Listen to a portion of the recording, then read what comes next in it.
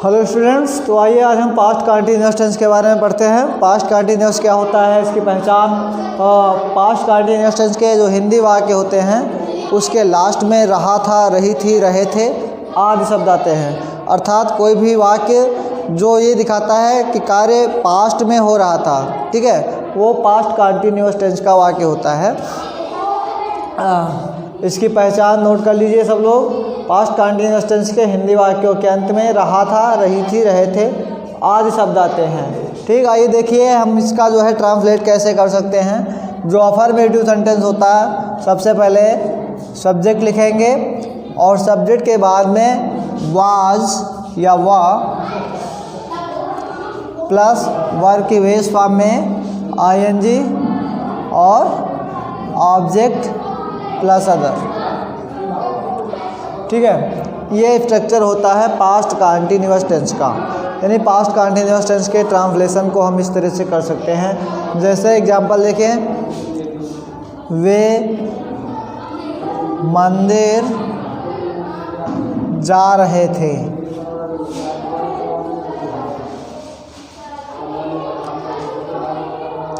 ये past continuous tense का वाक्य है। और मैंने बताया वाक्य का पहचान जो है लास्ट में रहा था, रहे थे आदि शब्द आते हैं। ठीक है, तो इसमें रहे थे आया हुआ है। आप इसका ट्रांसलेट करना तो सबसे पहले आप सब्जेक्ट लिखिए। सब्जेक्ट इसका क्या है, दे।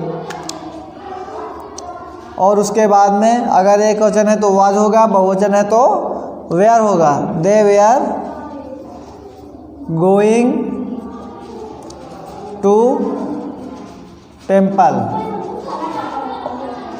दे वेयर गोइंग टू टेम्पल। ठीक है, दूसरा एग्जाम्पल देखिए, ये तो आपका प्लूरल हो गया। जैसे वहाँ पूजा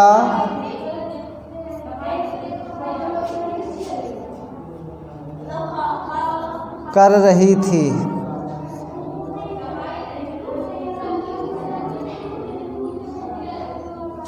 अब यहाँ सिंगुलर है, सी वाज डूइंग वर्शिप।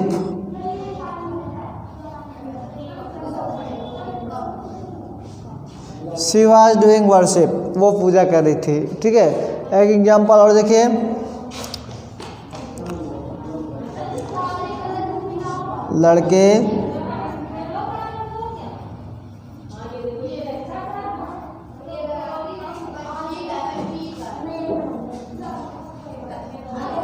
लड़के क्रिकेट खेल रहे थे।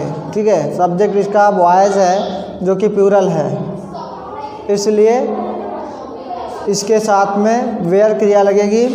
The boys were playing cricket. ठीक है, तो आपने देखा इसमें जो है हेल्पिंग वर्ब वाज या वेयर होती है। वो कोई भी सेंटेंस जो लास्ट में रहा था, रहे थे आदि आते हैं, वो पास्ट कंटीन्यूअस टेंस के वाक्य होते हैं। और उनको जो है इस तरह से ट्रांसलेट किया जा सकता है। एक वचन के साथ वाज होगा, बहुवचन के साथ वर होगा और सब्जेक्ट की वर्ब की बेस फॉर्म में आईएनजी का प्रयोग होगा, लास्ट में ऑब्जेक्ट और अदर। ठीक है, तो इस तरह से अफर्मेटिव सेंटेंस को आप कर सकते हैं। इसके बाद दूसरा सेंटेंस जो होता है वो निगेटिव सेंटेंस होता है। निगेटिव सेंटेंस आप जानते हैं असर्टिव सेंटेंस का बी नंबर होता है। अर्थात ऐसे वाक्य जिसमें किसी घटना या सूचना का निगेशन में जानकारी होती है, निगेटिव में जानकारी होती है, वो निगेटिव सेंटेंसेस होते हैं। ठीक है, तो आइए देखते हैं निगेटिव सेंटेंस।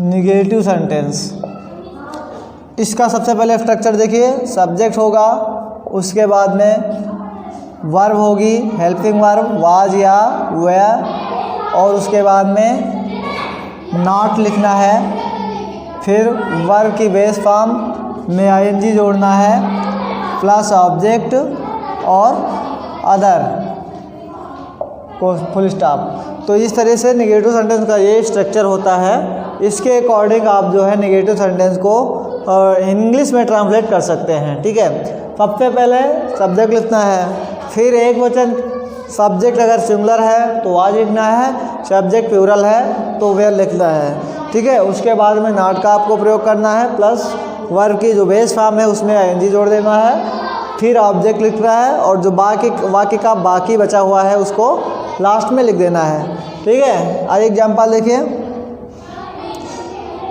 वे हमारे साथ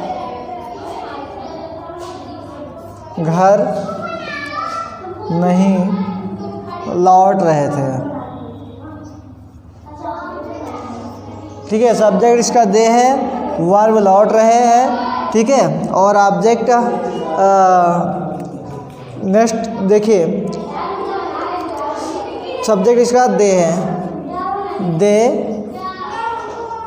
ठीक है, बहुवचन है तो इसके साथ में वेयर लगाइए, दे वेयर नहीं लौट रहे थे, नॉट रिटर्निंग। ऑब्जेक्ट इसका क्या है, घर। ठीक है, रिटर्निंग होम, और उसके बाद में साथ के दीजिए हमारे विद और हमारे अस। ठीक है, ये होगा नेगेटिव सेंटेंस का ट्रांसलेशन। दे वे are not returning home with us, वे हमारे साथ घर नहीं लौट रहे थे। दूसरा सेंटेंस देखिए, अपना कार्य नहीं कर रही थी। इसमें सब्जेक्ट सिंगुलर है। ठीक है, और इसकी इंग्लिश होगी she was not doing her work. तो इस तरह से नेगेटिव सेंटेंस को आप कर सकते हैं। अगर सब्जेक्ट इसका प्लूरल है तो वेयर के साथ नॉट लगाना है, सब्जेक्ट सिंगुलर है तो वाज के साथ में नॉट का प्रयोग करना है। ठीक है, इस तरीके से आप जो है नेगेटिव सेंटेंस को कर सकते हैं। तो अफर्मेटिव हो गया, नेगेटिव हो गया। इसके बाद होता है आपका इंट्रोगेटिव सेंटेंस। इंट्रोगेटिव सेंटेंस आप जानते हैं दो प्रकार के होते हैं। ठीक है, फर्स्ट वे होते हैं जो एक्सिलरी वर्ब से स्टार्ट होते हैं, दूसरे वे होते हैं जो क्वेश्चन वर्ड से स्टार्ट होते हैं। अर्थात पहले वे होते हैं जिनका उत्तर यस या नो में दिया जा सकता है, दूसरे होते हैं जिनका आंसर देने के लिए हमें डिटेल की आवश्यकता होती है। ठीक है, इंट्रोगेटिव सेंटेंस।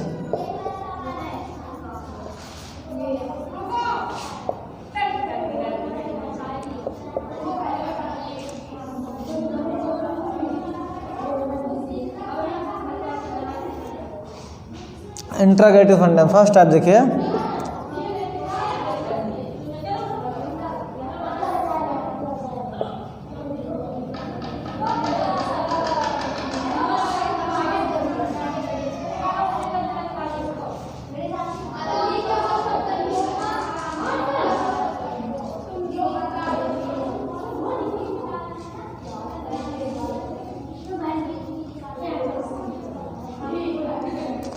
क्या वे पुस्तक पढ़ रहे थे। ठीक है, तो इसका इससे पहले कि ट्रांसलेट के सबसे पहले स्ट्रक्चर लिख लीजिए। जो फर्स्ट टाइप होगा, सबसे पहले आपको लिखना है हेल्पिंग वर्ब वाज या वेयर, उसके बाद में सब्जेक्ट प्लस वर्ब की फर्स्ट फॉर्म में आईएनजी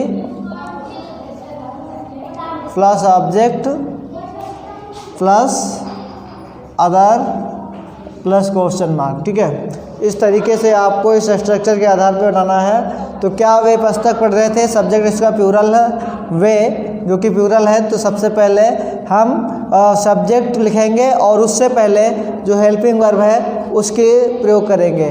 ठीक है, वे दे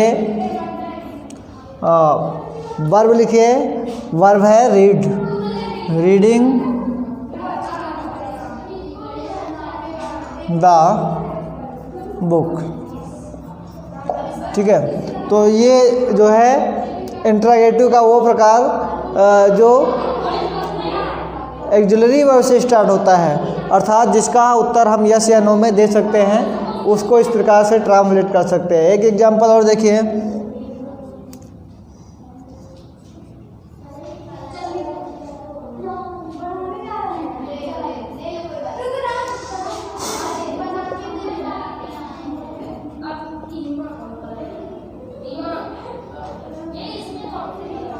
क्या वो यहाँ आ रहा था, ठीक है। सब्जेक्ट वह है, सिंगुलर है, इसलिए वाज लिखे पहले, was he coming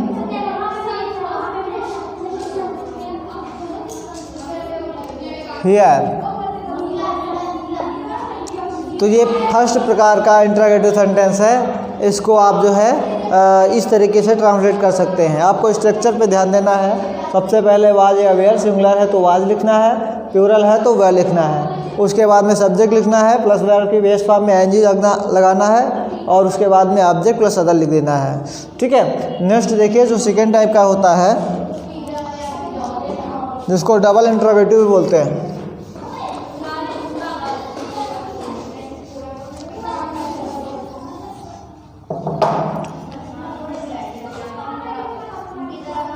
question word लगा देना, इंटरोगेटिव सेकेंड टाइप जो होता है,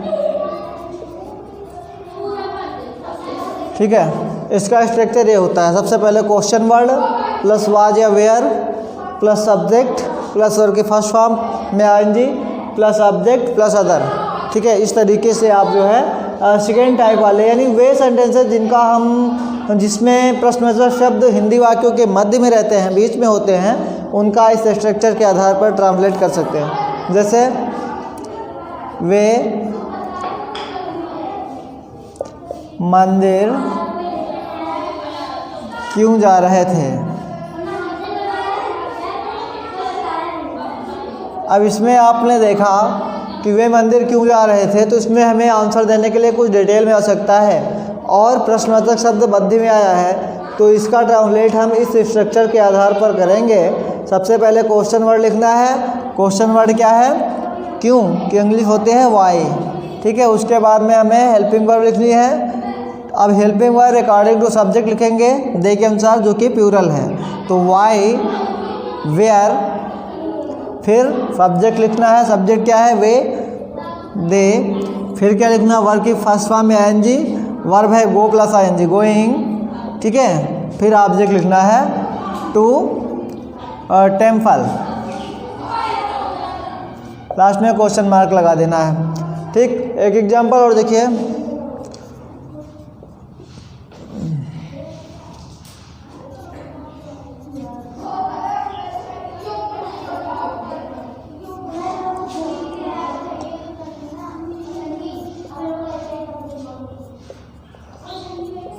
राधा क्या कर रही थी। क्वेश्चन वर्ड बीच में आया है, इसकी इंग्लिश सबसे पहले लिखो, वाट, सिंगुलर है, सब्जेक्ट वाज, फिर सब्जेक्ट लिखिए, वर्ब में आईएनजी, डूइंग, ठीक है। तो इस तरीके से इंटरोगेटिव सेंटेंस को आप कर सकते हैं। अगर इंटरोगेटिव नेगेटिव सेंटेंस होता है, उसको भी ध्यान दीजिए। हाँ,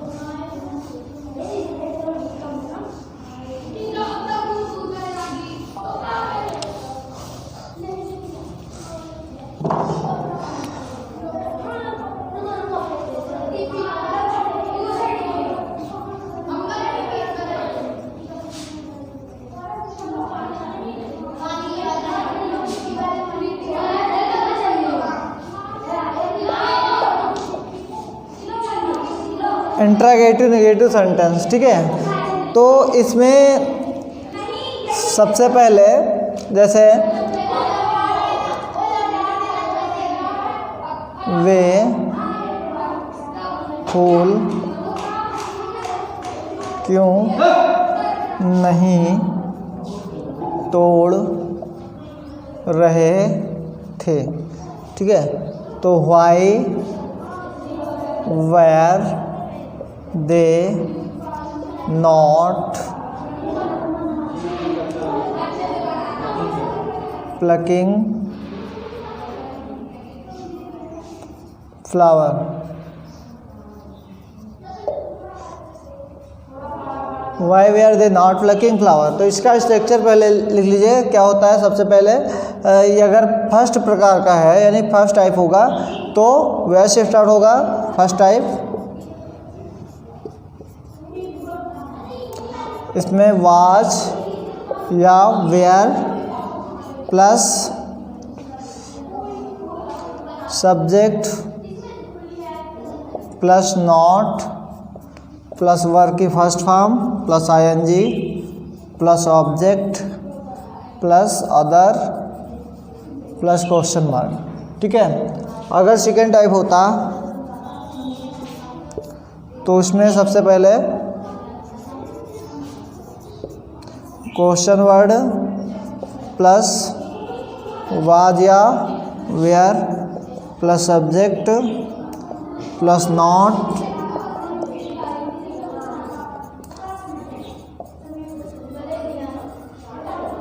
ठीक है। तो ये स्ट्रक्चर होता है इंट्रागेटिव नेगेटिव सेंटेंस का।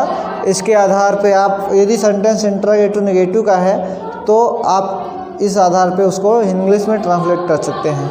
ठीक है, अगर इसमें कोई समस्या लगी किसी को तो नीचे आप कमेंट बॉक्स में कमेंट कीजिए। अगर वीडियो को अभी तक लाइक नहीं किया लाइक कीजिए, शेयर कीजिए। धन्यवाद।